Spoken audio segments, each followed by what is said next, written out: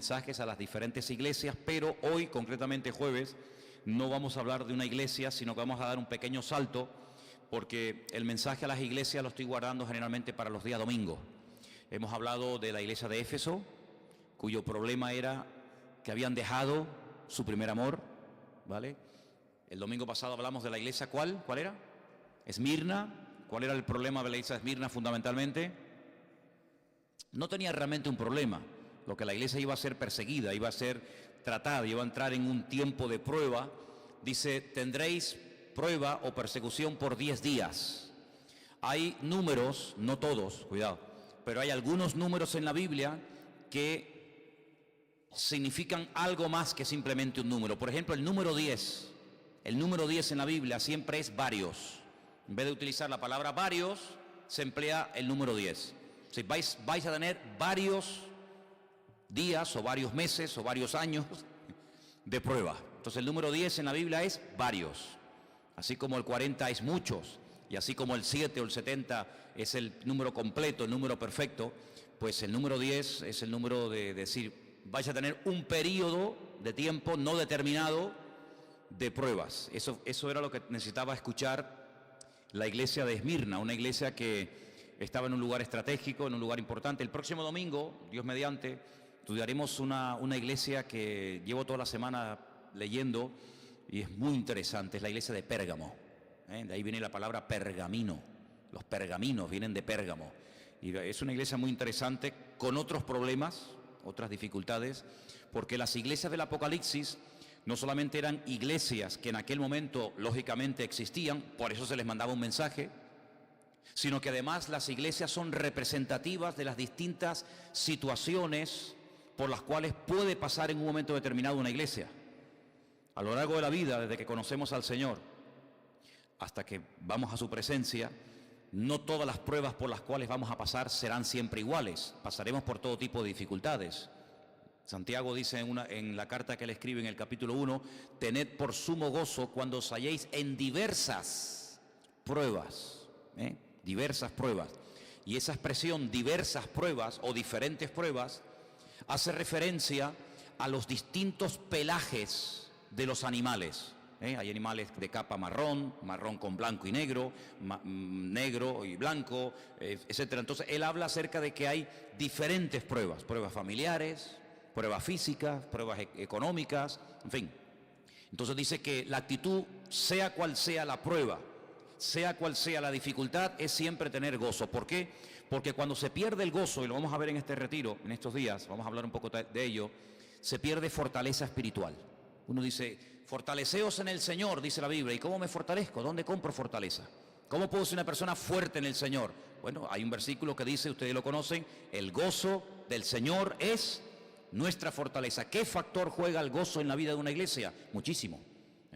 ¿Qué factor juega el gozo en la vida de un matrimonio? Muchísimo. ¿Qué factor juega el gozo en mi relación con el Señor? Bueno, pues es vital. Si el gozo del Señor es mi fortaleza, si le doy la vuelta al texto, cuando no tengo gozo no tengo fortaleza. Entonces, amigos, lo que tenemos que estar es fuertes, como dice la Biblia, contra las acechanzas del diablo. Así que las iglesias del Apocalipsis son iglesias que existían en aquel momento, pero además también representan formas diferentes estrategias que el diablo iba a utilizar a lo largo de la historia contra el pueblo de Dios. En algunas iglesias había problemas de persecución, en otras iglesias problemas de divisiones internas, en otras iglesias había problemas de doctrina, en la iglesia había problemas de liderazgo, etcétera, etcétera, etcétera. Pero también vemos diferentes formas como Dios puede tratar a la iglesia, diferentes estrategias que utiliza el Señor para llevarnos por el buen camino. A veces utiliza un sistema, a veces utiliza otro, y tenemos que saber movernos en todos los ambientes por los cuales el Señor permita que atravesemos. Esta es una de los objetivos de este retiro. Vamos a ver diferentes pasajes, aparte del que ustedes han tenido que leer y estudiar. Vamos a ver cómo el Señor llevó al pueblo de Israel por diferentes situaciones y los guiaba el Señor. No es que se equivocaban, no es que el diablo tomaba ocasión, no, era el Señor. Él levantaba el campamento cuando la nube se movía, ¿verdad? Cuando la nube se movía, ellos entendían que era el momento de entrar en otra etapa, era el momento de ir a otro lugar. Claro, hay momentos en los que están en un lugar precioso, que la verdad, sinceramente, no daban ganas de irse. Y cuando llegaban al otro, digamos, lugar o al otro campamento, decía, bueno, ¿y para qué nos trajo el Señor aquí? Si allí teníamos agua, teníamos comida, allí estábamos tranquilos, teníamos sombra, y aquí nos estamos muriendo de sed. Pero ¿quién los llevó a ese lugar? El Señor. Entonces hay diferentes etapas, diferentes lugares por donde el Señor los fue llevando. Algunos calculan, no se ponen de acuerdo, pero he llegado a leer incluso que 70 paradas hicieron desde que salieron de Egipto hasta que llegaron a la tierra prometida. 70 lugares diferentes. Fíjate la cantidad de circunstancias. En algunos lugares no había problemas con el agua, pero había una rebeldía interior en el pueblo tremendo. En otro lugar no había rebeldía, pero había falta de agua, etcétera, etcétera, ¿no? Entonces las iglesias del Apocalipsis también son una especie de radiografía de las iglesias o de la iglesia y también del creyente. No siempre uno está igual, no siempre está uno al mismo nivel. ¿Por qué? Porque hay varios factores, factores externos, factores internos, a veces hay factores de tipo espiritual. Vamos a ver que, por ejemplo, hay iglesias donde el Señor le decía, yo sé que ustedes viven, yo sé que la congregación está donde Satanás ha puesto su trono. Eso no se lo dijo nunca el Señor a la iglesia de Corinto. Fíjate tú los problemas que había en Corinto como para que encima Corinto fuera el trono de Satanás, pero no lo era. Sin embargo, vamos a ver en este estudio del Apocalipsis de las 7 iglesias que hay momentos en los que el Señor dice, lo que está ocurriendo en ese lugar, las pruebas, las dificultades, las luchas, se debe a que la atmósfera, el ambiente espiritual de este lugar es completamente diferente al ambiente espiritual de otro lugar. Eso nos pasa, por ejemplo, estamos aquí en Santa Cruz, cogemos el coche, o la guagua, o el tranvía, o lo que sea, nos vamos a la laguna, estamos dentro de la misma isla, pero allí a lo mejor hay 2 o 3 grados menos de temperatura que en Santa Cruz. O nos vamos, por ejemplo, por la zona de los rodeos y nos encontramos que hay niebla, hay lluvia. Claro, una persona que vive allí, que se levanta por la mañana, que abre la ventana y ve lluvia, viento y frío, dice, uy, qué día más malo. Pero él no sabe que unos pocos kilómetros en otra dirección hay gente que ese día está diciendo, qué día tan bonito tenemos, qué día de playa. ¿En qué quedamos? ¿Está el día malo o está el día bueno? Depende de dónde estés. Si subes al Teide, a lo mejor te encuentras un día totalmente despejado, pero cuando bajas ese mar de nubes, que todos conocemos, ¿verdad? Pues te encuentras que a lo mejor en el Valle del Orotava está cayendo una tromba de agua increíble, pero en el Teide no nos enteramos. ¿Por qué? Porque por el distinto nivel. Exactamente igual nos puede ocurrir a nosotros. Depende del nivel espiritual en el que tú te encuentres en este momento. Las pruebas van a ir por un lado o las pruebas van a ir a otro. Alguien dijo, yo lo he dicho también aquí varias ocasiones, que las pruebas son proporcionales a nuestro nivel de madurez. Hay pruebas que hoy por hoy podemos soportar, que si nos hubieran pasado en otro momento de la vida nos matan. Hay pruebas que el Señor manda a ciertas y determinadas personas según su nivel de madurez. ¿Se acuerdan cuando yo les decía que, por ejemplo, jamás el Señor le pidió a David que sacrificara a uno de sus hijos? ¿Se acuerdan que os comenté eso una vez? ¿Por qué el Señor nunca le pidió eso a David? Porque David probablemente nunca lo hubiera hecho, porque la gran debilidad de David fueron sus hijos.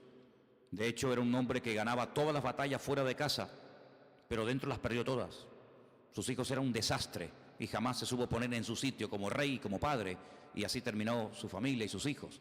Sin embargo, el Señor le decía, vete a hacer guerra contra los filisteos, y vamos, aún no había terminado la palabra y ya se había lanzado a la guerra y había cortado 200 cabezas, porque las pruebas que el Señor le mandó y permitió que David pasara eran pruebas diseñadas específicamente para David. Porque también lo dije en una ocasión cuando hablamos de este tema, que las pruebas que tú pasas son preparadas específicamente de parte del Señor para ti. Las pruebas que yo paso, si tú las tuvieras que pasar, pues a lo mejor no, o no te servirían o te matarían o viceversa.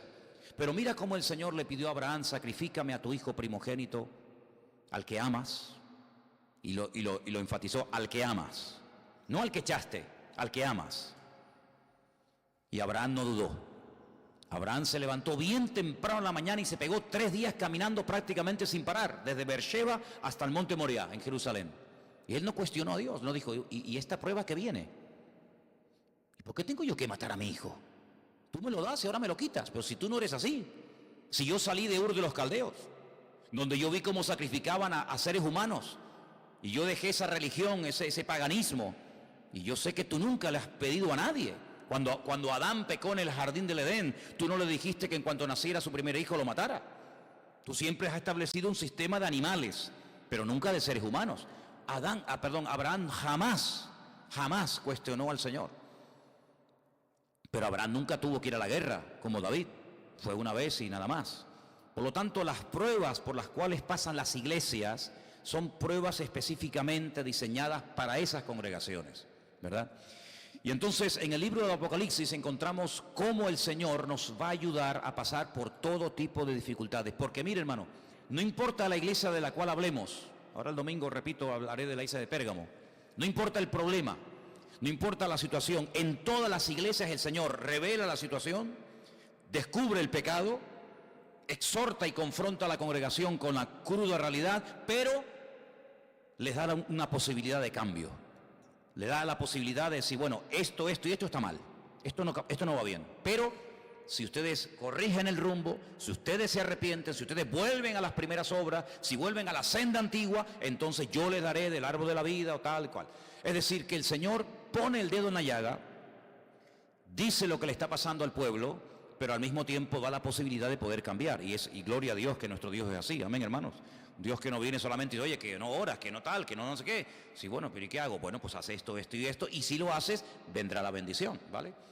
Pero hoy no vamos, como dije, a hablar de ninguna iglesia. Vamos a irnos al capítulo 7, porque en el capítulo 7 aparece hay una visión que Juan tiene, que es muy interesante. Y me gustaría que analizáramos un poquito la historia, el pasaje, Apocalipsis 7, del versículo 9 en adelante. ¿Lo tienen, hermanos? Apocalipsis 7, versículo 9 dice: después de esto miré y he aquí una gran multitud, la cual nadie podía contar, de todas las naciones y tribus y pueblos y lenguas, que estaban en el trono y en la presencia del Cordero, vestidos de ropas blancas y con palmas en las manos. Clamaban a gran voz, diciendo: a salvación pertenece a nuestro Dios, que está sentado en el trono y al Cordero. Versículo 11: y todos los ángeles estaban en pie alrededor del trono y de los ancianos y de los 4 seres vivientes, y se postraron sobre sus rostros delante del trono y adoraron a Dios, diciendo: amén. La salvación y la gloria y la sabiduría y la acción de gracias y la honra y el poder y la fortaleza sean a nuestro Dios por los siglos de los siglos. Amén. Escucha esto ahora. Entonces, uno de los ancianos habló diciéndome: estos que están vestidos de ropas blancas, ¿quiénes son? ¿Y de dónde han salido? Interesante, es una doble pregunta. Y yo le dije: Señor, tú lo sabes.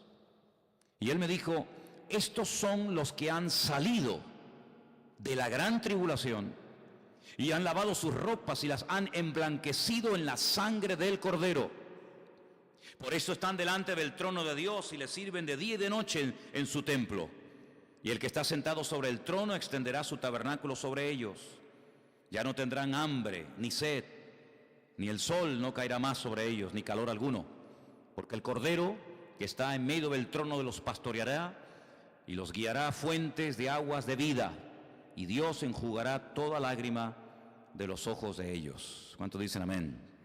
Es una historia de verdad muy interesante, porque hace como una especie de inciso, ¿no?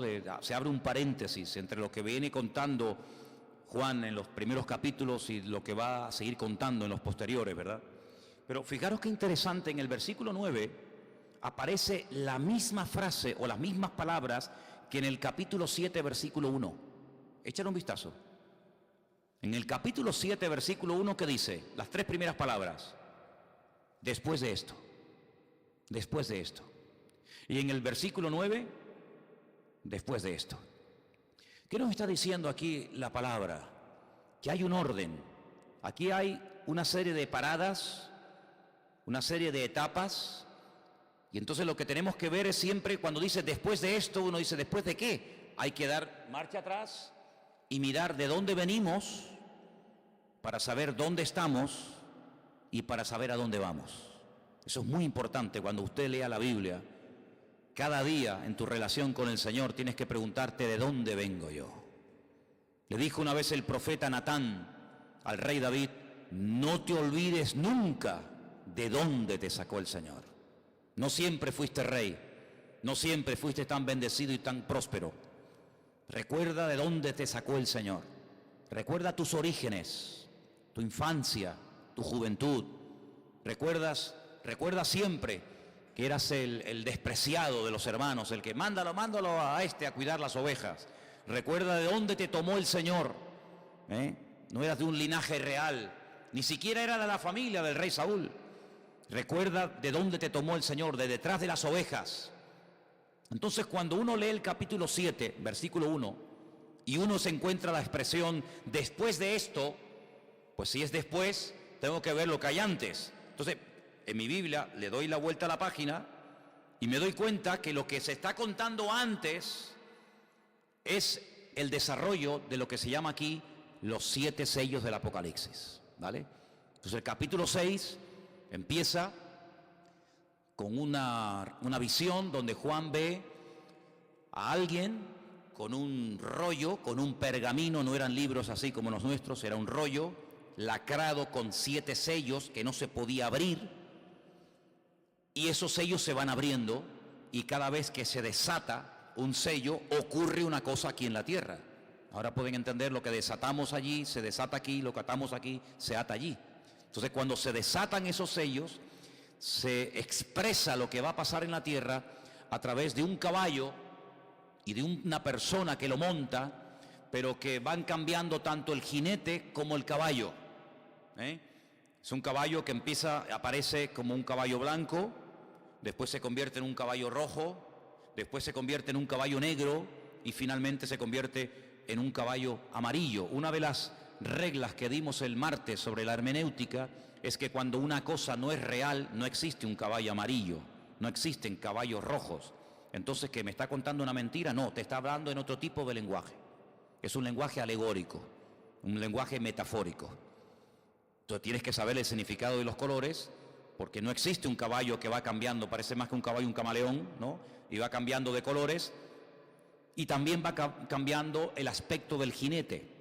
Si tú observas, no vamos a leerlo ahora, si lo queréis leer tranquilamente de la noche en casa, capítulo 6, vais a daros cuenta que el que lo monta es la misma persona, pero ahora lo ves con una balanza, ahora lo ves con un arco sin flecha, no sé para qué sirve un arco sin flecha, después lo ves con una espada, y te vas dando cuenta de que de una forma alegórica te va contando el Señor a través de Juan, su siervo, cómo este personaje va cambiando de aspecto y cómo hay momentos en los que se presenta de una forma y más adelante se presenta de otra forma, y al final te va desarrollando toda una línea de pensamiento de cómo se presenta en un caballo blanco y al final termina pues llevando a la ruina al mundo y un colapso económico y una crisis tremenda, en donde dice la Biblia que, en el pasaje capítulo 6, donde dice la Biblia que hasta por una barra de pan la gente tendrá que estar trabajando todo un día para al final del día poder comprar única y exclusivamente una barra de pan.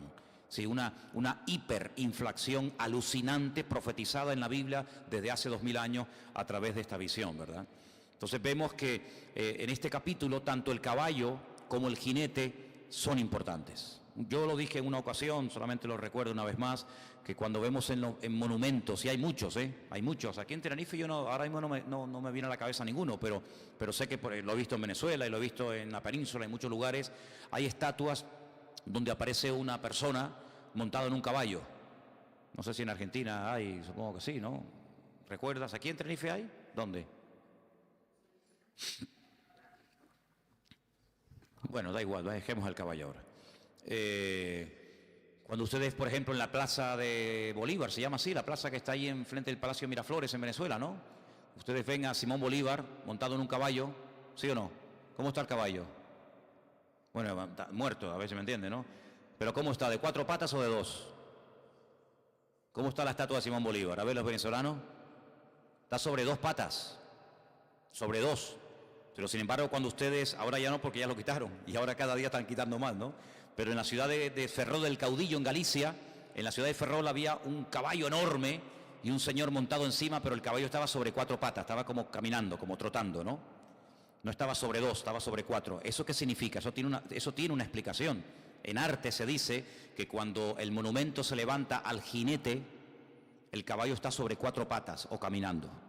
Pero cuando el artista quiere destacar la figura del caballo por su braveza, por su valentía o por lo que sea, al caballo se le pone de 2 patas.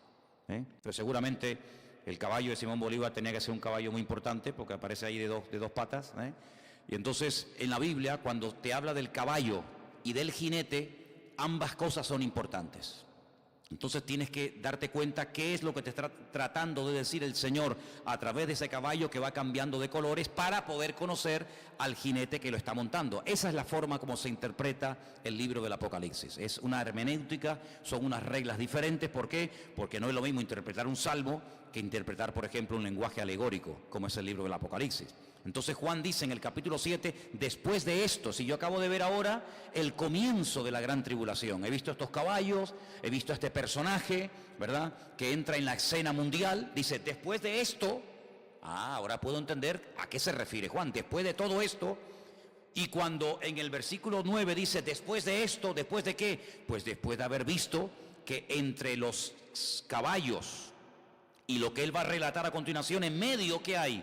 Los 144.000 sellados. ¿Lo veis ahí o no? Capítulo 7, arriba hay un titulito, que los hombres lo han puesto, no está en la Biblia, pero se pone para ayudar. Los 144.000 sellados.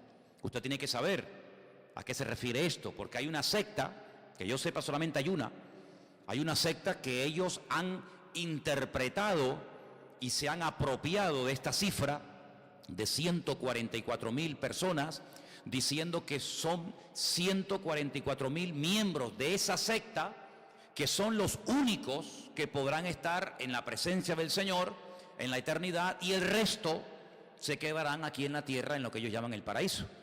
Y me estoy refiriendo a los famosos testigos de Jehová. Pero esa no es la interpretación, eso no es lo que dice la Biblia. La Biblia no presenta diferentes categorías, y unos en el cielo y otros en no sé qué sitio. No. La Biblia nos habla de un cielo para todos los que se salvan, y no es que hay unos para el cielo y unos aquí y unos por allá. Además de todo eso, para que no haya equivocación a la hora de interpretar, nos dice quiénes son. ¿Quiénes son estos 144.000 sellados o escogidos? Personas escogidas con un propósito. Si usted lee detenidamente el capítulo 7, a partir del versículo 4 dice, oí el número de los sellados, 144.000 de todas las tribus de Israel. Amigo, eso no se lo puede saltar, porque si usted se salta esto, usted puede decir que un japonés, o que un chino, o que un vietnamita. No, tienen que ser de las tribus de Israel. ¿Cuántas tribus hay? 12. Por 12.000, 144.000. Si las matemáticas son ciencias exactas. Si escoge de las 12 tribus a 12.000 personas, eso quiere decir que hay 144.000 personas que van a ser escogidas, aquí dice selladas, pero póngale escogidos, llamados, apartados, con un propósito específico. Ahora, esto no es nuevo. Yo les voy a llevar a un versículo, vamos a leerlo rápidamente, si no quiere yo se lo leo, en Ezequiel capítulo 9, versículo 4, Ezequiel capítulo 9, versículo 4, dice así, me dijo el Señor, pasa por en medio de la ciudad, por en medio de Jerusalén, y ponles una señal en la frente a los hombres que gimen y que claman a causa de las abominaciones que se hacen en medio de ella. Es decir, el profeta Ezequiel, ya antes de Cristo, tiene una visión donde él ve que el Señor elige, marca, sella a una serie de personas y dice que le pone como una marca en la frente, que no tiene que ser necesariamente una marca visible, a ver si me entienden, ¿vale? Porque lo que el ojo humano no ve, el Señor lo conoce. 144.000 personas, dice el Señor, que eran los que verdaderamente gemían, clamaban y tenían una carga por la ciudad de Jerusalén y por lo que estaba a punto de suceder. Bueno, pues en el Nuevo Testamento encontramos ya una cifra concreta, 144.000 judíos de la tribu, como dice aquí, de Judá, de Rubén, de Aser, de Neftalí, de Manasés, de Simeón, de Leví, de Isaacar, de Zabulón, de José y de Benjamín. Total 144.000 personas. Y ahora uno dice, bueno, ¿y estas personas qué hacen? ¿Estas personas qué función tienen? Ahora podemos leer con conocimiento de causa el versículo 9.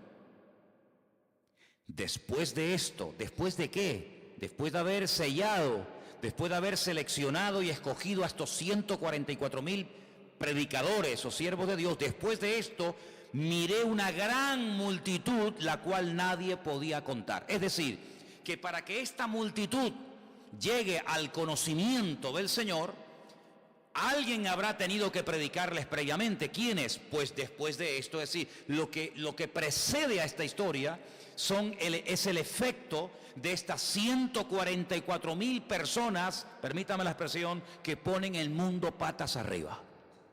Y ahora uno dice, cuando en el versículo 9 dice que como efecto, como resultado del ministerio, vamos a decirlo así, de estos 144.000 personas, una multitud enorme, y dice que la forman de todas las naciones, de todas las tribus, pueblos y lenguas que estaban delante de la presencia del Señor. ¿A qué cantidad de personas se puede estar refiriendo el Señor? Ustedes dicen, bueno, no lo dice. Bueno, pero para eso está la hermenéutica. No para saber exactamente el número, pero ¿cómo podemos hacernos una idea de qué multitud estamos hablando? ¿De qué cantidad de gente estamos hablando?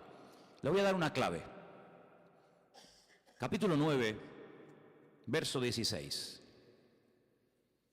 La cifra más alta de gente dada por el Señor en la Biblia, concretamente en el libro de Apocalipsis, es esta que vamos a leer a continuación. Apocalipsis 9, 16. Léalo conmigo. Y el número de los ejércitos de los jinetes era 200 millones. Yo oí su número. Es decir, la cifra más alta, no hay que ir a la más baja, la cifra más alta dada por el Señor, revelada por el Señor en el Apocalipsis, son 200 millones, que es una barbaridad. En la época en que Juan escribió el libro del Apocalipsis no habían en el mundo 200 millones de habitantes, no lo había. Cuando él escucha aquella cifra, que para nosotros hoy en día decir 200 millones, bueno, son mucha gente, a veces me entiende, pero que hay países que tienen mucho más que 200 millones, Estados Unidos, la India, China, Rusia, etcétera. En aquellos tiempos 200 millones era una barbaridad. No había 200 millones en el planeta Tierra. Por eso él se queda como diciendo, no, es que yo lo oí, para que si en algún momento le dijeran, oye, tú oíste bien, seguro que eran 200 millones, ¿verdad? Si la cifra que nos da el Señor son 200 millones, y ahora en el capítulo 7, verso 9, dice que hay una multitud que no se puede contar, por una fácil regla de 3, llegamos a la conclusión de que esta multitud tenía que ser más de 200 millones de personas. ¿Lo veis o no? Si el Señor dice 200 millones de personas en el capítulo 9 y ahora dice en el capítulo 7, esta multitud de personas no se puede contar, estamos hablando de una cifra superior, no inferior, de una cifra superior a más de 200 millones de personas.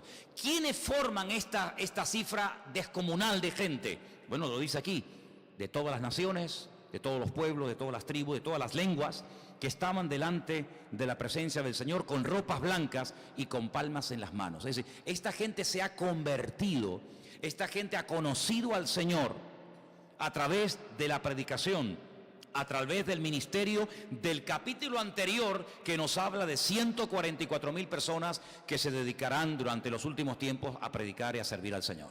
Algunos se preguntarán, pero ¿las 12 tribus de Israel existen? No se habla de que fueron destruidas hace siglos y nunca más se supieron de ellas. Vamos a ver.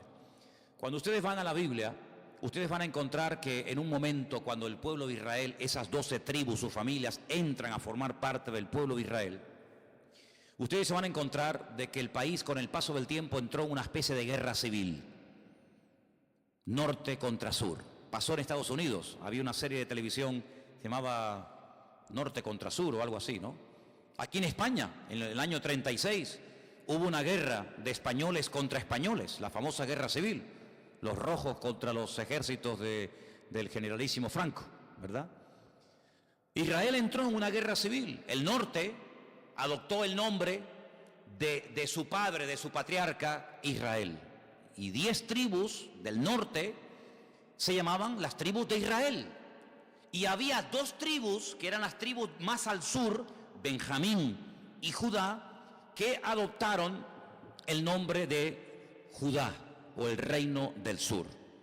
Entonces, cuando ustedes lean la Biblia, ustedes van a encontrar que había profetas y reyes que vivían en la zona norte, y reyes y profetas que vivían en la zona sur, y a veces peleaban entre los hermanos del norte y los hermanos del sur.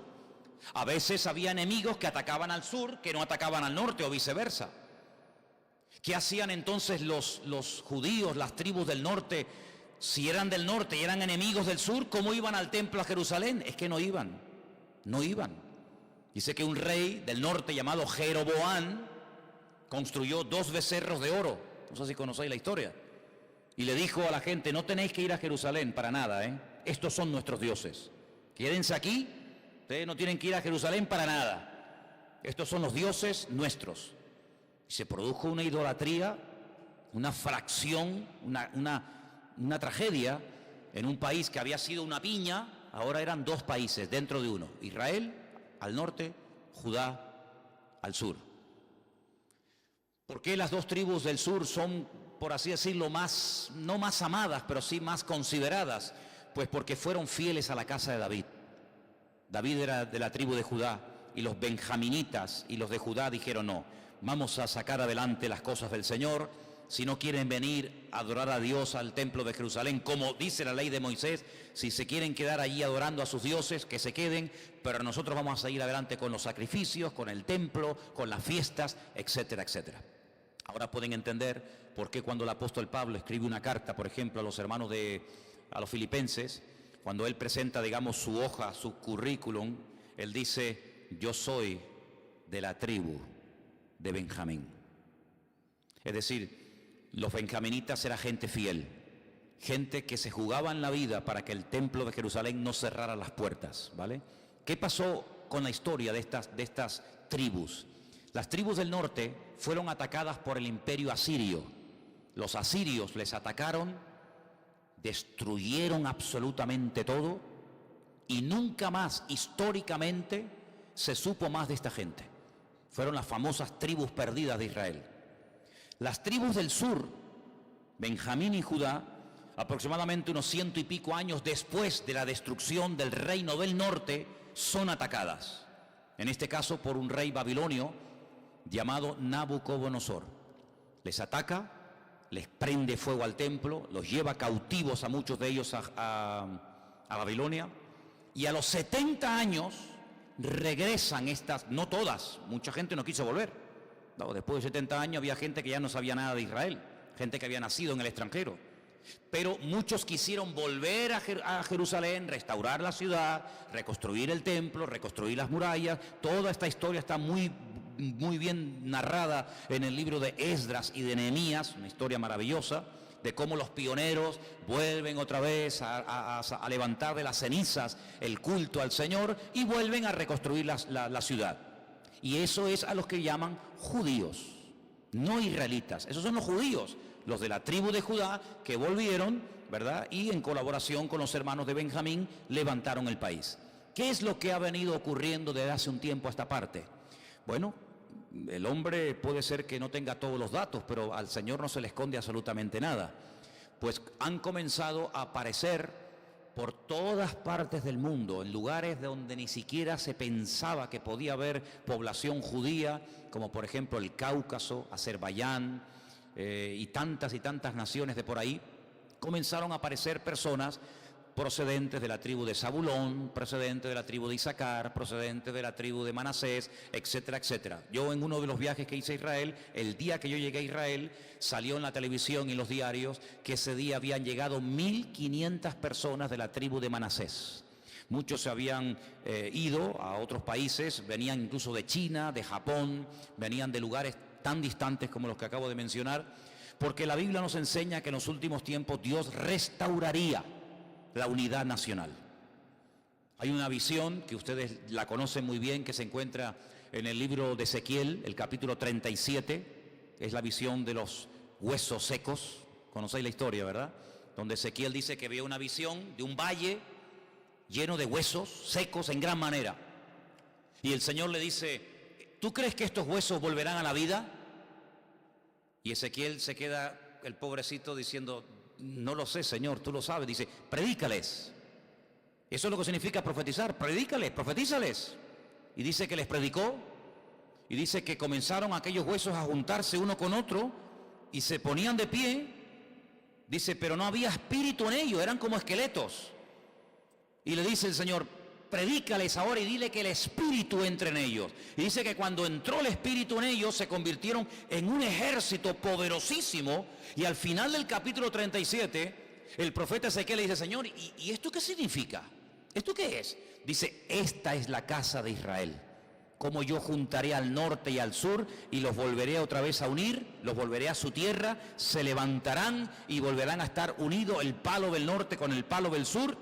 Y ya no serán dos pueblos, sino será un solo pueblo. Y es una visión que nos habla de la restauración nacional, que ya se ha producido, la restauración nacional, la resurrección del idioma hebreo, que hacía más de 2000 años que no se hablaba en el mundo, ya se ha producido. Ha habido una restauración nacional de un país que en un día, lo nunca visto en la historia de la humanidad, en un día, un pueblo procedente de más de 180 países diferentes se levantó y se constituyó en una nación, y se ha cumplido parte de la profecía de Ezequiel capítulo 37, en la que Israel, que no existía, que fue masacrada, que fue expulsada, que fue lanzada por el mundo entero, se levantó otra vez como nación. Volvieron a resucitar el idioma hebreo a través de un tal Ben Yehuda, un hombre que dijo, no, hay que recuperar el hebreo. Él se fue a finales del siglo XIX a Israel y le prohibió a su mujer, le prohibió a sus hijos no hablar otro idioma más que el hebreo. Y él fue el primer hombre que hizo un diccionario en hebreo que no existía. Y en cuanto oía una persona que hablaba otro idioma, se iba, porque él quería volver a resucitar ese idioma. Y hoy en día es un idioma que se vuelve a hablar en las escuelas, en la televisión, en la radio, en todas partes. Y se ha producido una resurrección nacional. Un país con su bandera, con su himno, con su historia, etcétera, etcétera. Pero falta la segunda parte del cumplimiento de la profecía de Ezequiel capítulo 3, y es la restauración espiritual. Israel todavía, espiritualmente hablando, no ha sido restaurada. En Israel hay miles y miles de ateos, miles de todo tipo de depravaciones habidas y por haber, como en cualquier otro país. Pero la Biblia nos enseña que en los últimos tiempos Dios iba a restaurar no solamente la vida nacional, política de ese país, sino la vida espiritual, hasta el punto que de todas las naciones de la tierra tendrían que ir a Jerusalén una vez al año para celebrar junto con el pueblo de Israel, según Zacarías capítulo 14, la fiesta de los tabernáculos, y allí adorar al Rey, el Señor de los ejércitos de toda la tierra. Eso aún no se ha producido. Pero en este capítulo estamos viendo cómo esas tribus, que Dios sabe dónde están y sabe quiénes son, a través de la influencia de esos 144,000 predicadores, misioneros, evangelistas, póngale usted el nombre que quiera, van a convertirse millones y millones de personas.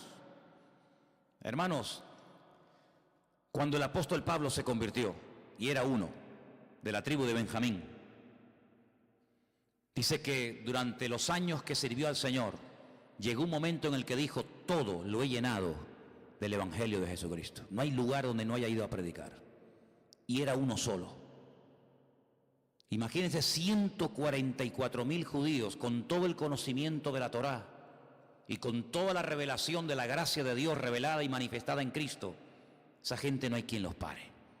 Y la influencia tremenda es que millones y millones de personas de todas partes del mundo llegan al conocimiento de la verdad.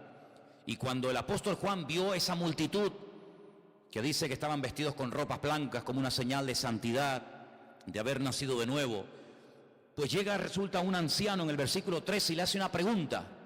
Y la pregunta, valga la redundancia, que yo les hago a ustedes en esta noche, es: un anciano que está en la presencia del Señor le tiene que hacer una pregunta a Juan, ¿es que él no sabe la respuesta? ¿Sí o no? Bueno, pero yo les dije el martes a ustedes que en la Biblia hay casi 8,000 Eso es una cosa única, no hay ningún libro que tenga esas características. 8.000 figuras de dicción. Y hay una figura de dicción, lo tengo aquí apuntado para no equivocarme, que se llama erotesis. Y le voy a leer lo que significa esta figura de dicción. Cuando un orador o un escritor hace preguntas, no las hace para obtener respuestas o información, porque él ya sabe la respuesta. En lugar de hacer declaraciones, cambia el estilo y pone en forma de pregunta lo que está a punto de decir o de declarar que lo había podido haber dicho sin necesidad de hacer ninguna pregunta. Es decir, cuando le dice, Juan, escúchame bien, estos que están vestidos con ropas blancas, ¿quiénes son? ¿Y de dónde viene esta gente?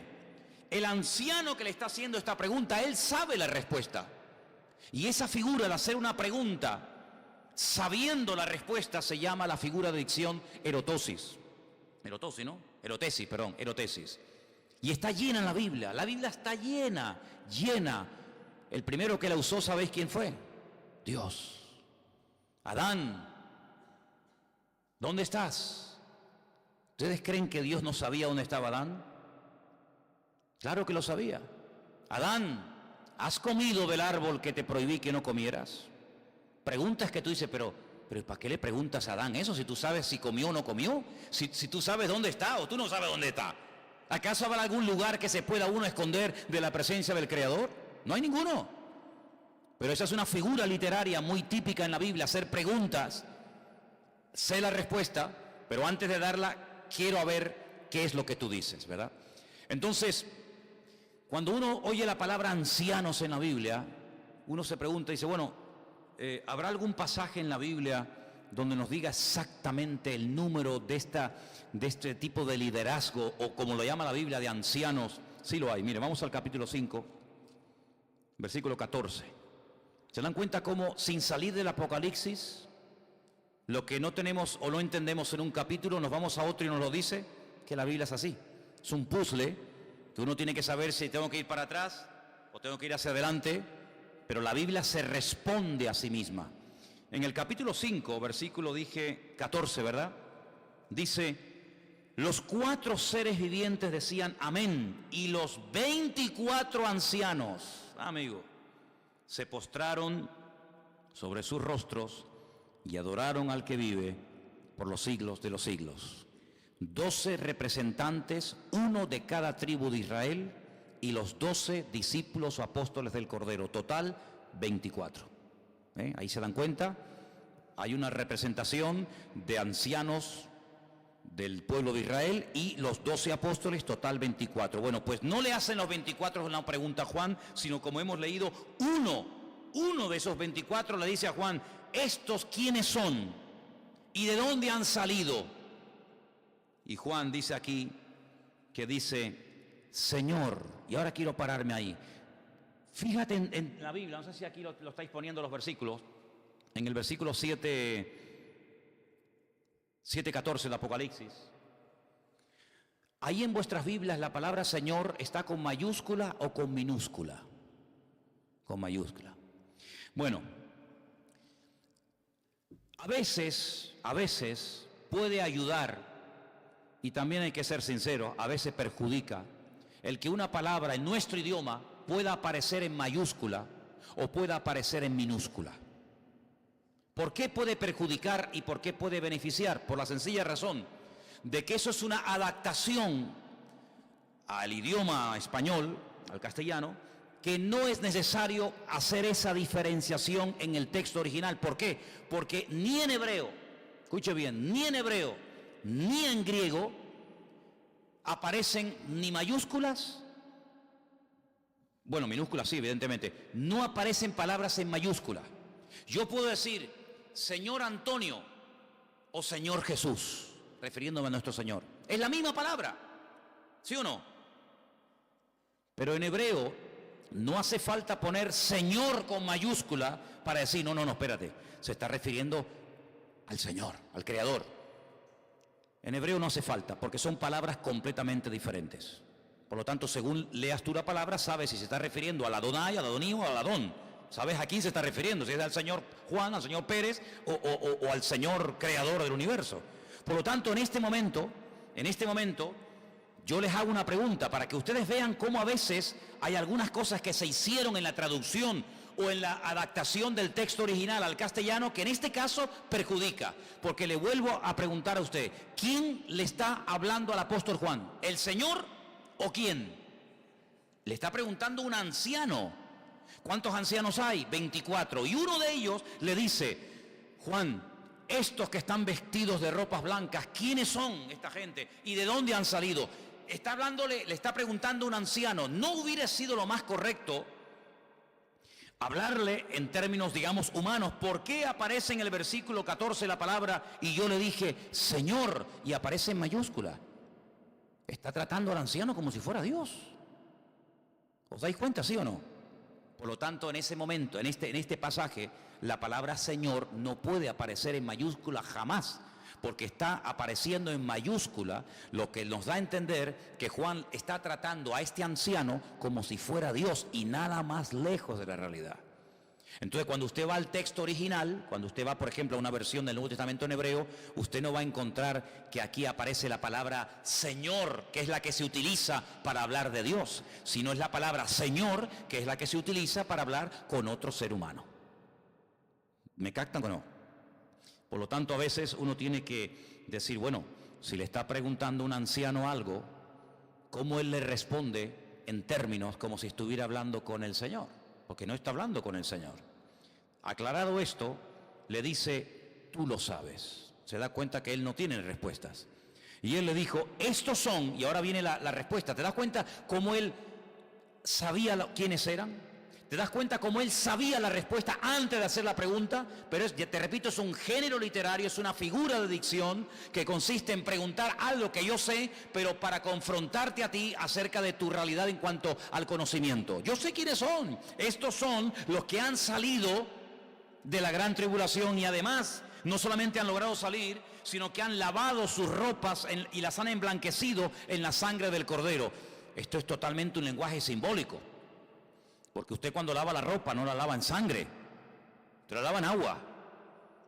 Pero aquí nos está hablando acerca de que esta gente ha tenido un encuentro, una experiencia personal con el Señor. Pero fíjate que aparece la palabra Cordero. Y aparece varias veces. Si habéis dado cuenta, mientras leímos esta noche esta porción, la palabra Cordero aparece varias veces. ¿Por qué? Porque a veces en la Biblia se emplean animales o cosas inanimadas para que sean una especie de tipo, de prefigura de lo que se quiere decir, ¿verdad? Por ejemplo, cuando dice la Biblia que en el día del bautismo del Señor Jesucristo descendió el Espíritu Santo como paloma, ¿quiere decir que cada vez que vemos una paloma estamos viendo al Espíritu Santo? No. ¿Quiere decir que cuando vemos a un cordero estamos viendo al Señor Jesucristo? No. Lo que pasa es que hay momentos en los que el Señor utiliza animales para hablarnos de un mensaje a través de un animal que era muy conocido por el pueblo de Israel. El cordero era el animal más conocido, el que se presentaba en los sacrificios en el día de la Pascua. Todas las mañanas, todos los días del año, a las 7 de la mañana, el sacerdote se iba al templo y sacrificaba un cordero. Era el sacrificio de la mañana. Y luego a las 3 de la tarde, 3 y media, cuando ya caía el sol en aquellas tierras, se volvía a presentar otro sacrificio de un cordero. Era el sacrificio de la tarde. A las 7 de la mañana y más o menos 3 y media, 4 de la tarde. Ahora usted dice, entonces ellos relacionaban los horarios con el sacrificio. Porque el tiempo en el que estoy me dice cómo tengo que actuar y cómo estoy actuando me indica el tiempo en el que estoy. Ahora usted puede entender que los evangelistas, los que escribieron los evangelios, dicen, él fue sacrificado a la mañana, haciendo referencia de que Cristo fue crucificado aproximadamente alrededor de las 7 de la mañana.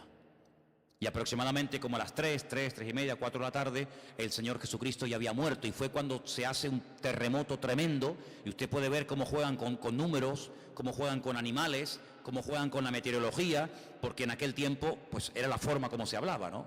Señor Jesucristo, hay momentos en los que incluso emplea plantas. Y él dice, ¿cómo es posible que ustedes vean una higuera y sepan si falta mucho o poco para el verano? El otro día salí por ahí a dar una vuelta con Elena y vimos algunas higueras, están como muertas, ¿sí o no? Sin hojas, secas, parece que están muertas. No, no, no están muertas, están dormidas. Están esperando que llegue el verano. Pero no hacen así, ¡pum!, y de repente, no, sino que dice, cuando su rama está tierna y brotan las hojas, dice, ¿sabéis? ¿No? Está cerca. Todavía no ha llegado, pero está cerca. Dice, ¿cómo es posible que ustedes mirando una planta, cómo es posible que ustedes mirando los árboles, sepan diferenciar en qué estación del año se encuentran y mirándome a mí y oyéndome a mí, no sepan diferenciar en qué tiempo profético nos encontramos? Era algo increíble. Habían desarrollado una capacidad de decir, mañana va a haber buen tiempo. ¿Por qué? Porque el cielo está así asado. No, mañana llueve. ¿Por qué? Porque las nubes soplan de no sé qué sitio. ¿Cómo es posible que ustedes controlen la botánica, que ustedes controlen cuestiones de meteorología y ustedes no sepan discernir, interpretar y leer los tiempos? Y por eso Cristo a veces se echaba a llorar y decía, ay, ay, ay, Jerusalén, Jerusalén, que no sabes lo que significa para ti este tiempo de visitación, ¿verdad? Ahora fíjate que la gran tribulación, cuando Juan recibe esta visión en Patmos, no había empezado, pero sin embargo, cuando uno lee esto, uno lo lee como algo que ya pasó, ¿verdad? ¿Quiénes son estos? Estos son los que han salido de la gran tribulación, pero si estaban en el siglo primero, alrededor, como mucho, del año 100. ¿Cómo es que han salido si ni siquiera han nacido? Pues si esto va a ser en los últimos tiempos, en el año 2000 y pico. ¿Y cómo tú los ves que ya han salido y están en la presencia del Señor? Porque lo que para nosotros es futuro, para el Señor es pasado. Lo que para nosotros es algo que aún no ha ocurrido, para el Señor es algo que ya ocurrió. Porque Él es el mismo ayer y Él es el mismo siempre. Él ve el principio como el pasado y ve el pasado como el principio. Para Él no hay nada nuevo ni nada que se escape. Él no tiene que esperar a ver qué dice mañana en los periódicos, a ver si pactan o no pactan estos que están todo el día peleando entre ellos. Él ya sabe quién va a ser el próximo presidente de España, él ya lo sabe. Capaz que ninguno de estos, sino hasta el pequeño Nicolás, vaya tú a saber lo que puede pasar aquí. Pues ya cualquier cosa puede ocurrir. Entonces, él ya sabe todo. Entonces, estos que están aquí, que no han nacido, que ni siquiera su padre, ni su madre, ni su abuelo, ni ningún familiar ha nacido, pero estos son los que han salido de la gran tribulación. El Señor sabe perfectamente, porque Él lo sabe todo, porque hay atributos que son de Dios exclusivamente, intransferibles. Uno de ellos es que es omnisciente, todo lo sabe, presente, pasado y futuro al mismo tiempo. Porque Él no vive en nuestra dimensión. El tiempo es un concepto creado. El tiempo en Dios no existe. Dios es atemporal. Dios no se mueve en minutos, segundos, milésimas, siglos, milenios, años. Él es de eternidad a eternidad. El concepto de eternidad no es medible. El concepto de eternidad no se puede pesar. Es un concepto que se escapa de nuestra dimensión. Y cuando Dios trata con el hombre, se mete dentro de nuestra dimensión. Pero Dios está viendo ahora mismo a Adán en el jardín del Edén y está viendo a los de la tribulación saliendo y nos está viendo en su presencia. Por eso cuando el Señor llama a su pueblo a tener comunión con Él, ¿sabe lo que le dice? Subid, subid, pueblo mío, sentaros conmigo en los lugares celestiales y mirar la historia no de abajo para arriba, sino de arriba para abajo. Porque desde arriba hay una panorámica, desde arriba uno otea el horizonte mucho más que cuando está en línea recta. Si tú estás en un campo abierto y tú estás así digamos en la misma línea del campo, pues llega un momento que ya la vista no te da más. Pero si tú te levantas como se levantaba el atalaya, ¿verdad? Y levantaban una torre, él podía ver mucho más allá de lo que se ve con una visión así muy, digamos, muy horizontal. Entonces cuando el Señor, por ejemplo, se despertaba durante las horas de la noche a su siervo Abraham, Él le decía, sal de la tienda, Abraham, porque allá adentro no se ve nada. Sal de la tienda. Le decía, mira, cuenta las estrellas. Y Abraham empezaba, 1, 2, era tan obediente que empezaba a contar, lo tenía 3 horas contando. Señor, yo no, es que ya me perdí, no sé si estoy marín, Cucaramagra, Titirifuey, yo no sé ni por dónde iba. Bueno, pues venga, vamos a hacerlo, coge un puñadito de arena y ponte a contar los puñaditos de arena. Y ahí estaba Abraham, 1, 2, 3, 4, 5, 6, 7, 8. Dice, mira, déjalo, Abraham. Tu descendencia no se podrá contar. Esto es una forma metafórica. Te estoy diciendo que tu descendencia será tan grande. Pero si uno dice, pero que los judíos no son tantos. Los judíos no llegan ni al 1% de la población mundial. Pero es que Abraham no solamente es el padre de los judíos, es el padre de los árabes y es el padre de todos nosotros. porque es el padre de los judíos, de los árabes, de los cristianos, el único personaje del cual todo el mundo habla de maravilla. Jamás le hables mal a un musulmán de Abraham porque te mata. Jamás le hables mal a un cristiano de Abraham porque no te mata, pero se puede enfadar. Jamás le hables a un judío mal de Abraham, porque para él es su padre, es el padre de todos nosotros, de todos los creyentes, de los que aceptaron al Señor por la ley, de los que le conocieron por la fe, de los que le conocieron por la gracia, de los que le conocieron por este camino y de los que lo conocieron por otro camino. Al final Abraham es el padre de todos nosotros, dice la Biblia. ¿Te das cuenta? Pero cuando el Señor le dice en Génesis a Abraham, sal y cuenta las estrellas, ¿sabe lo que dice en el texto hebreo? Súbete y cuéntalas de arriba abajo.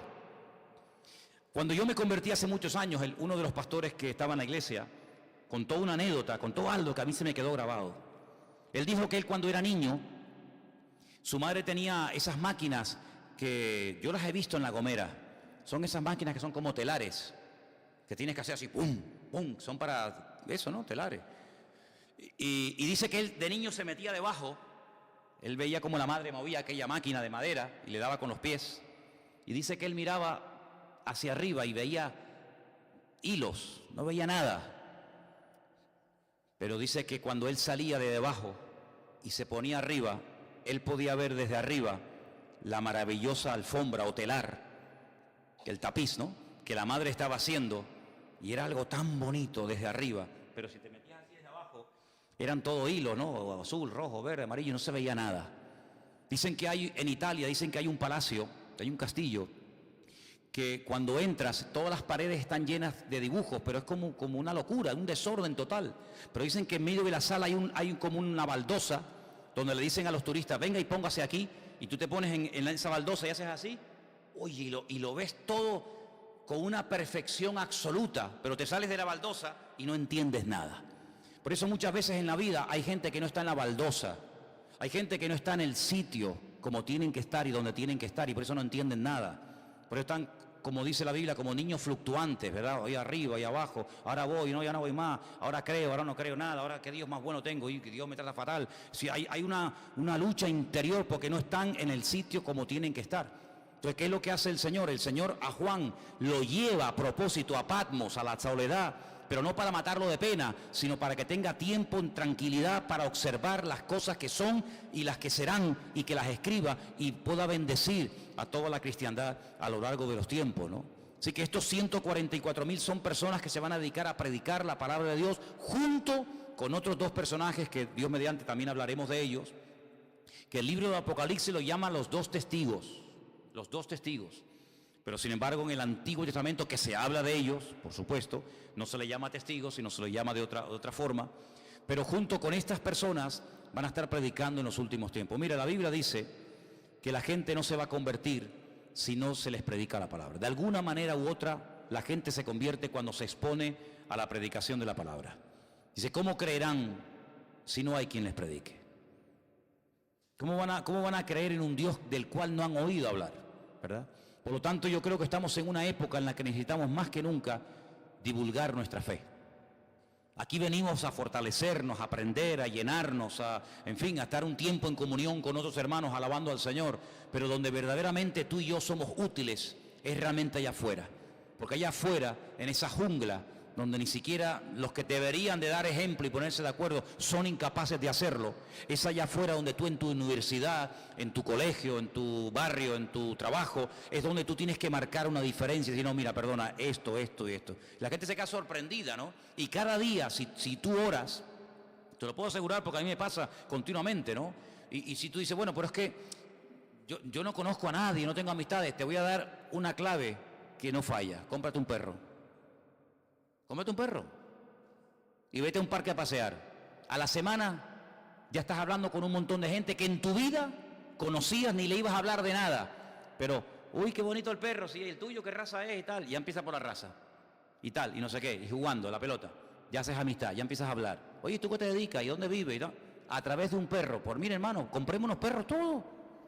Venga, perros y perros, venga. Pero que no pase un día y no le hables a alguien del Señor, porque ¿sabes lo que pasa? Que cada vez o cada tiempo que pasa sin hablar a nadie del Señor, cada vez te va a costar más. Tienes que romper ese hábito de vivir tu vida, tu agenda, tu programa, y olvidarte de que Dios te ha puesto a ti en un lugar que a mí no me ha puesto, ¿verdad? Para que tú en ese momento, cuando salga ese chiste verde, cuando salga esa conversación, cuando salga esa palabra de queja, tú digas, pero mira, ¿sabes lo que pasa? Esto, esto y esto. Y se quedan con la boca abierta, ¿verdad? Hay un señor que yo le estoy hablando cada día, de una manera u otra, y esta mañana me hablaba acerca de lo maravilloso del carnaval. El hombre está encantado, porque es de la península, viene aquí, claro, ve todo esto, y el hombre está alucinado. Digo, mire, ¿usted sabe lo que significa la palabra carnaval? Dice, no, pero... Digo, mire, yo le voy a decir, mire.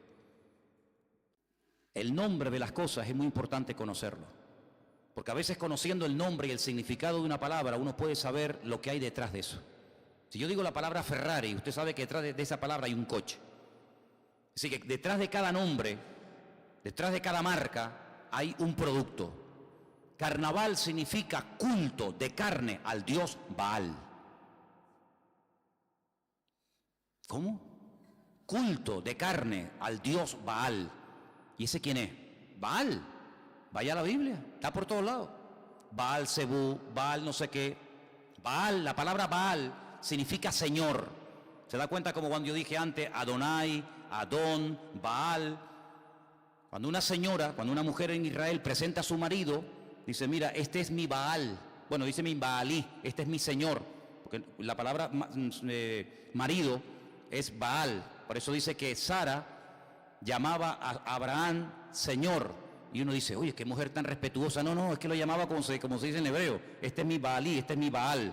La palabra Baal significa Señor. La palabra Baal, el nombre del culto a Baal, aparece en el nombre carnaval, carne. ¿Qué es la carne? Pues todo lo contrario a lo que nosotros vivimos y practicamos. Es lujuria, es desenfreno, es promiscuidad sexual, es droga, es libertinaje, es engañar a la mujer, engañar al padre, engañar al marido, es tirar la casa por la ventana, es, invertir los valores. El hombre va de mujer, la mujer va de hombre. Es todo lo contrario a lo que nosotros leemos en la Biblia. ¿Usted ve a Cristo vestido de mujer? ¿Usted ve a Cristo disfrazado? No. ¿A quién vemos disfrazado en la Biblia? La Biblia dice que el único que se disfraza es Satanás. Entonces, si usted quiere participar de un culto de carne al dios Baal, pues allá usted. Pero el culto de carne al dios Baal es eso, es libertinaje, es lujuria, es sexo con todos y con todas, da igual quienes sean y quienes no sean, ¿verdad? Es llegar a la casa por la mañana borracho, sucio, asqueroso, inmundo, total no pasa nada. Eso es el culto de carne, no es vestirme de Caperucita o de Batman, o vestirme de pollo, o vestirme sabe Dios de... No, es mucho más que eso. Eso es lo que se ve a priori. Ve así, pero detrás de todo eso, hay toda una filosofía, hay todo un estilo de vida con el cual yo no participo, ni quiero saber absolutamente nada, ¿verdad? Entonces, cuando uno va a la palabra de Dios, uno se encuentra de que el Señor, cuando se revela a tu vida y llega al conocimiento, el conocimiento compromete, amigo. El conocimiento te compromete, la verdad te confronta. La verdad no solamente te hace libre, como hemos dicho 1.000.000 de veces, sino que la verdad te dice, bueno, y ahora que conoces la verdad, ¿ahora qué vas a hacer? No, la verdad te compromete a practicarla, a vivirla, a interiorizarla.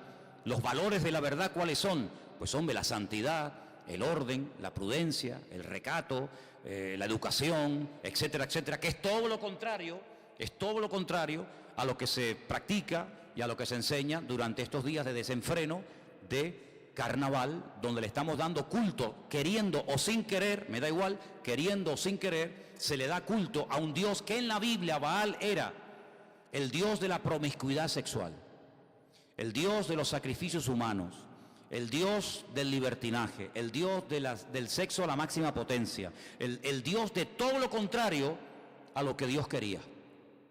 El Dios donde la gente perdía el control, donde la gente no estaba por encima del Dios, sino el Dios por encima del hombre, donde el hombre se comportaba como animal en vez de como ser humano racional. Entonces, todos esos valores y todas esas cosas son las que lamentablemente la gente a veces ignora y creen que participar de una fiesta, bueno, no pasa nada, total, la niña la vestida de Caperucita, no pasa nada. Pero ¿sabe qué? Si usted desde ahora, con esa niña, con ese niño pequeñito que tiene, si usted no es capaz de guiarlo por el buen camino, no esperes hacerlo cuando tenga 15 años. Porque criar a un niño, una niña de 14, 13, 14, 15, 16 años, hoy por hoy en Canarias, en España, no es igual que criar a un niño de 12, 13, 14 años en África.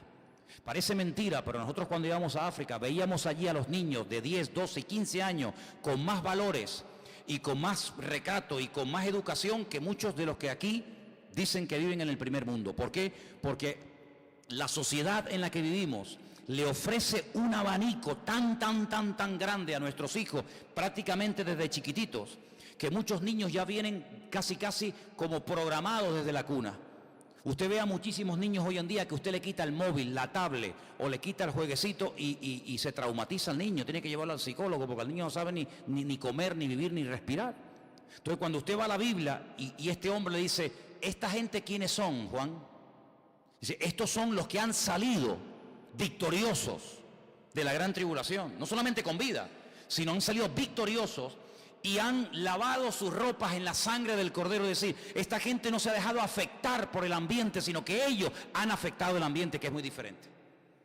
Se dijo hace muchos siglos, y se hicieron experimentos que fueron una auténtica desgracia, que el hombre nace bueno y que la sociedad, el ambiente, lo hace malo. Yo hablaba hace unos días con Vanessa y le he preguntado de vez en cuando a las madres que tienen hijos pequeños, digo, oye, ven acá, ¿tú has visto alguna vez a tu niño que se porta mal, que es rebelde, que no te hace caso? Sí, claro. ¿Tú se lo enseñaste alguna vez? Dice, no. ¿Dónde aprenden los niños a portarse mal, a ser rebelde? Niños así, que el tío se tira al suelo y te monta una pataleta que tú dices, pero ¿qué le pasa al mocoso este, muchacho? Todo porque le quitaste una cosa y tú dices, yo no se lo enseñé. En la iglesia, no sé los que están, la maestra de escuela dominical, yo sé lo que están enseñando y creo que no le dicen, a ver, niño, a ver, cuando papá te quite el juguete, tú le pegas una patada, le escupes y te tiras al suelo. Sí, señorita. Entonces, claro, de ahí viene, no, es que eso no se lo enseñamos. Lo llevan dentro, amigo. Lo llevan dentro. Claro, si tú eso no lo controlas, ahora tiene 2 años y te tira al suelo. Cuando tenga 15, el que tiras al suelo va a ser a ti. Porque el niño se revela en la medida en el que él sabe hasta dónde llegar. Pero cuando él se siente fuerte, hay padres que le tienen pánico y miedo a sus hijos y tienen que salir de casa porque ya no pueden con este tipo, sino que ahora él sabe Dios lo que le hace, ¿verdad? Entonces cuando uno va a la Biblia uno se encuentra que sí, esta gente son victoriosos, han salido, han sido probados, pero han afectado el mundo y no el mundo los ha afectado a ellos. Y eso es muy importante, que tú tengas claro que nosotros somos diferentes. Nuestra forma de hablar, nuestra forma de vivir, nuestra forma de comportarnos, nuestras conversaciones, nuestros objetivos en la vida, somos gente diferente. Vivimos en este mundo, dice el Señor, pero no somos de este mundo. Es más, un verdadero cristiano, fíjate lo que te digo, un verdadero creyente, un verdadero matrimonio que ama y respeta y quiere servir al Señor, va a haber un momento en tu vida en el que tú te vas a poder sentir como un bicho raro. ¿Sí o no? Va a haber un momento en el que tú no encajas con esas amistades que has tenido toda la vida, con los que has ido de pesca, con los que has ido de camping, con los que has ido de cacería o de lo que sea. Va a haber un momento que si tú verdaderamente vas en serio con el Señor, va a haber un momento en el que tú ya en aquella discoteca que ibas toda la vida, tú dices, yo estoy incómodo, yo no me siento bien. Y es que el Espíritu que mora en ti te dará testimonio de que ya hay lugares donde no te conviene, no es que te prohíban, no es que te fiscalicen y te digan, no, sino que tú mismo te vas a sentir aludido por la voz interior del Espíritu en tu vida, de que hay lugares donde tú ya no te sientes cómodo. Y esa voz tú la puedes cultivar, tú puedes decir, Señor, sígueme hablando. Que cuando yo vaya a un sitio o a un lugar o a una cosa, si tú ves que no es el lugar, háblame y que me sienta incómodo. Pero si tú callas, si tú no obedeces a esa voz, llegará un momento en el que tú te vas a adaptar y aquí te comportarás pues como cristiano, como cualquiera, pero saldrás de este ambiente y te irás a otro y también te sentirás cómodo. ¿Por qué? Porque te estás adaptando al lugar y lo que tú tienes que hacer es cambiar el lugar para la gloria y honra del Señor. Pero para poder cambiar y afectar la atmósfera de una universidad, de una clase, de un instituto o de lo que sea, el primero que tiene que estar bien parado y con las ideas bien claras tienes que ser tú. Porque de lo contrario, el ambiente te va a absorber, te va a atrapar de tal manera que tú en el Apocalipsis ves 2 tipos de personas. Aquellos que ante las presiones, los huracanes, los tsunamis, las guerras, los terremotos, maldicen a Dios, blasfeman contra Dios, dice que lanzan todo tipo de maldiciones contra el Eterno. Y te vas a encontrar a otra masa de gente en el Apocalipsis que ante todo eso se convierten, agachan la cabeza y buscan el perdón y buscan una reconciliación con Dios. Y eso es la vida. La vida o te acerca a Dios por la actitud de buscarle al Señor, o la vida te termina destruyendo. Pero Dios nos ha dado a ti, a mí, a todos nosotros la capacidad de poder escoger qué tipo de vida vamos a vivir. Pero te digo algo y termino. La vida cristiana no es un poco dentro y un poco fuera. Jueves y domingo está bien ir al culto, pero hombre, lunes, martes, miércoles y viernes. Y si no soy joven los sábados, hombre, pues yo qué sé, la vida hay que vivirla, ¿no? Como si servir al Señor fuera desperdiciar la vida. Cuando la verdadera vida, que es la que teníamos que haber vivido siempre, tenía que haber sido esta: la vida en comunión con nuestro Dios y la vida en comunión con nuestros hermanos. Alguien dijo, ¿y qué es el prójimo? ¿Qué es el prójimo? Dijo, el prójimo es tu otro yo. Tu otro yo es el prójimo. Cuando tú te das cuenta de que la bendición verdadera es conocer al Señor, servirle, amarle, adorarle, y además si tienes la gran ventaja, que aquí gracias a Dios la tenemos, de poder encontrarme en esta isla otros hermanos que juntamente conmigo podemos adorar a Dios, bendito sea Dios. Hay hermanos que están ellos solos en toda una ciudad. ¿Cómo puede estar un cristiano solo en una ciudad? Pues lo hay, hermano. Pero bendito sea el Señor, que a nosotros el Señor nos ha puesto al lado, vecinos, hermanos, compañeros de trabajo, compañeros en la universidad o en el instituto, que también son hijos de Dios, hijas de Dios como yo lo soy. Pues gloria a Dios, es un privilegio. Y juntos nos ha puesto el Señor para poder crecer y para poder madurar. Así que esta palabra, guárdala en tu corazón. La pregunta, la respuesta la sabía perfectamente aquel anciano. Pero mira, la respuesta es contundente y bien clara. Esto no son cualquier tipo de personas, ¿no? Estos no son unos que pasaban por aquí y les dijo, toma, una camisa blanca para ti, otra para ti, otra. No, no. Estos son los que han logrado salir victoriosos de la gran tribulación, ¿eh? Capítulo 6, los caballos, los sellados. Estos son los que han logrado salir. Pero cuando dice salir no solamente se refiere vivos, sino limpios. Porque tú puedes salir de una guerra y decir, yo, muchacho, me salvé.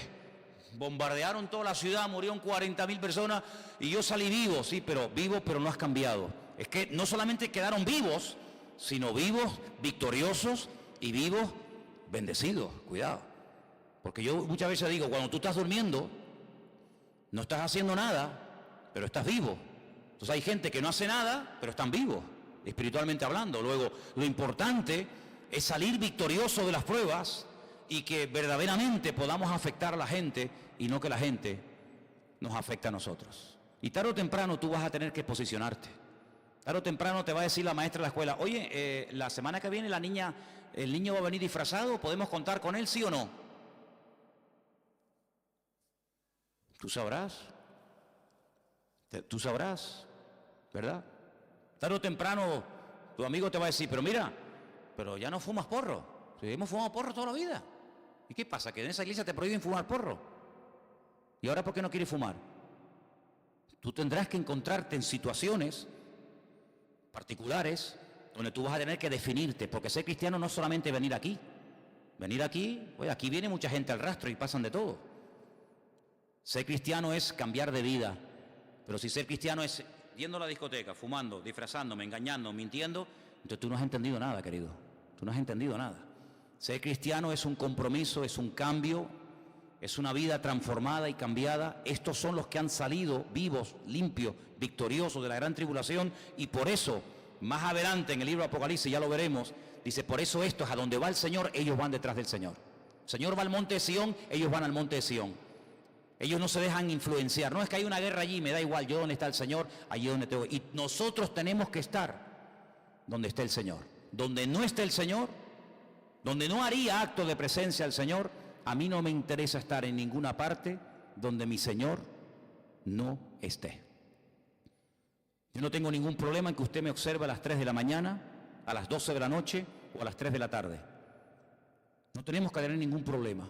No tenemos que llevar una doble vida, sino que llevamos una sola vida, y la vida que queremos llevar no es la que llevábamos antes.